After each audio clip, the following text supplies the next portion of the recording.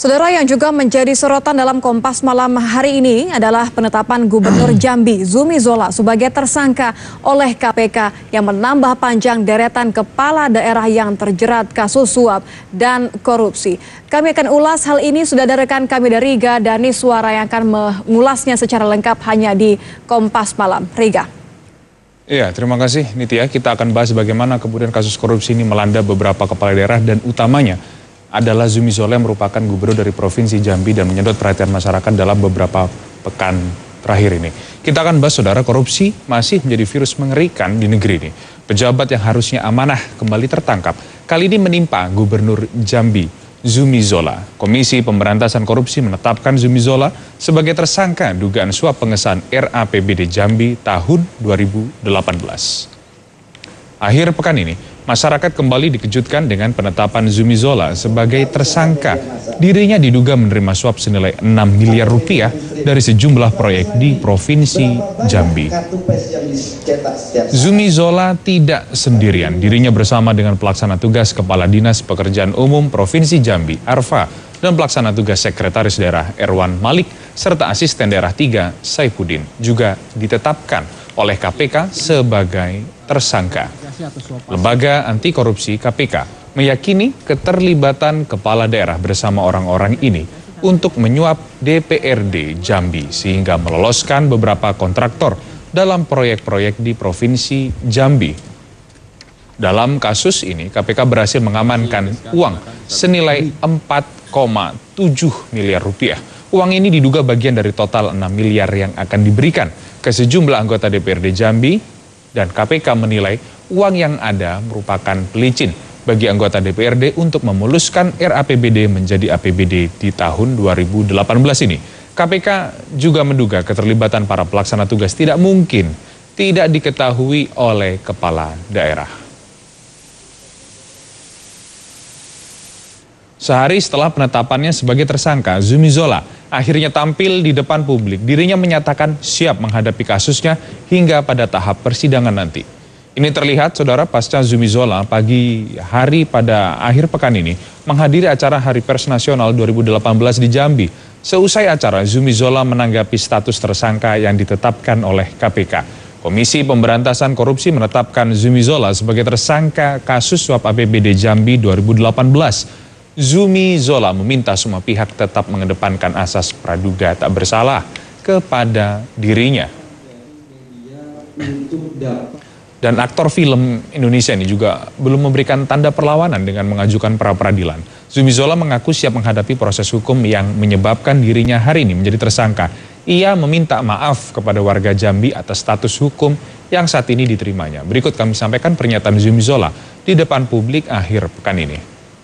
Ya, kita itu prosedur hukum. Jadi kita tidak mau nanti ada bantah-bantahan, ya, kalau seperti itu, ya, spekulasi. Biarkan aja. Jadi ada proses hukum, kemudian nanti ada sidangnya, kan kita nanti bisa tahu sendiri. Keluarga berhati tapi tetap memberikan dukungan. Dan seperti saya sampaikan tadi, ini adalah negara hukum, ya, kita taat kepada proses hukum.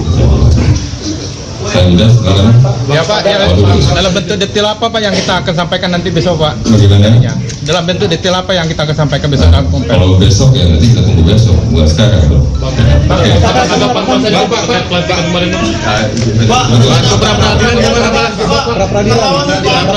Saya belum menentukan mau pra-peradilan tidak, karena harus kita kaji dulu, ya, baik-baik, baru nanti kita putuskan. Apakah Bapak proses itu Bapak? Saya berpikir positif saja, ya. Gitu. Meski tak berniat mengajukan pra-peradilan, partai pengusungnya dalam pilkada di Jambi tahun 2015 lalu, Partai Amanat Nasional, menyatakan akan memberikan pendampingan hukum bagi Zumi Zola. Pasca pernyataan publik, Zumi Zola bertemu dengan pengurus DPD Provinsi Jambi, Partai Amanat Nasional. Partai ini kemudian melangsungkan pertemuan dengan Zumi Zola secara tertutup. Zumi Zola, saudara, tidak sendirian. Ada sejumlah nama kepala daerah yang sebelumnya juga tercatat menjadi tersangka korupsi dan telah ditahan oleh Komisi Pemberantasan Korupsi. Sehari setelah penetapan Zumi Zola sebagai tersangka, kami hadirkan grafis kepada Anda bagaimana kemudian Bupati Jombang Nyono Suharli Wihandoko menambah daftar kepala daerah menjadi tersangka korupsi di awal tahun 2018 ini. Nyono diduga menerima suap dari pelaksana tugas Kepala Dinas Kesehatan Kabupaten Jombang, Ina Selistianti. Korupsi terjadi karena ada upaya suap dari Ina untuk ditetapkan sebagai Kepala Dinas Kesehatan secara permanen. Total nilai suap saat itu berjumlah 275 juta rupiah. Lalu kemudian kita flashback karena ini baru awal tahun, di tahun 2017 ada beberapa kasus korupsi yang melibatkan kepala daerah. Dan yang pertama kami ungkap yakni Bupati Pamekasan, Ahmad Syafi'i. Dia menggunakan kasus suap kepada mantan Kajari Pamekasan terkait kasus dana desa dengan nilai suap senilai 250 juta rupiah dan barang bukti yang berhasil dikumpulkan oleh KPK pun juga senilai 250 juta rupiah. Lalu kemudian ada Gubernur Bengkulu, Saudara, Ridwan Mukti, juga resmi menjadi tahanan Komisi Pemberantasan Korupsi setelah ditemukan barang bukti senilai 1 miliar rupiah dalam kasus suap proyek infrastruktur di Bengkulu. Lalu kemudian di Pulau Jawa, Wali Kota Tegal, Siti Masita, juga harus mengenakan rompi tersangka KPK karena kasus suap pengadaan infrastruktur kesehatan dengan nilai 5,1 miliar rupiah. Angka yang tidak kecil. Bupati Batubara kemudian juga menambah deret kepala daerah yang korupsi di tahun 2017. Arya Zulkarnain terbukti melakukan korupsi pembangunan infrastruktur di Kabupaten Batubara dengan nilai suap 4,4 miliar rupiah. Lalu di Jawa Timur, Wali Kota Batu, Edi Rumpoko, menerima gratifikasi dan suap senilai 1,6 miliar rupiah. Dan kemudian ada Bupati dari Kalimantan, yakni Kutai Kartanegara, Rita Widiasyari, yang terkena kasus tindak pidana pencucian uang terkait izin perkebunan kelapa sawit senilai 436 miliar rupiah.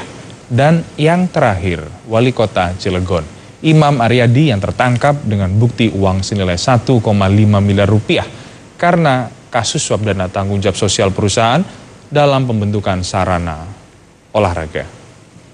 Banyak sekali kemudian kepala daerah yang terlibat dalam kasus korupsi. Karena korupsi hari ini masih menjadi momok di negeri ini. Di tengah situasi politik yang terus menghangat karena pilkada yang akan terjadi di sejumlah daerah tahun ini. Nyatanya para kepala daerah masih belum mampu menunjukkan abdinya kepada rakyat sebagai contoh yang baik. Negara ini terlalu lemah jika harus kalah oleh para pelaku koruptor. Semoga kita terhindar dari para pemimpin-pemimpin yang kotor. Ya saudara, demikianlah ulasan pada pekan ini. Kita akan berjumpa lagi dengan materi selanjutnya di pekan depan. Sementara itu, pemerintah akan mengkaji opsi relokasi warga Asmat agar dapat terjangkau layanan kesehatan dan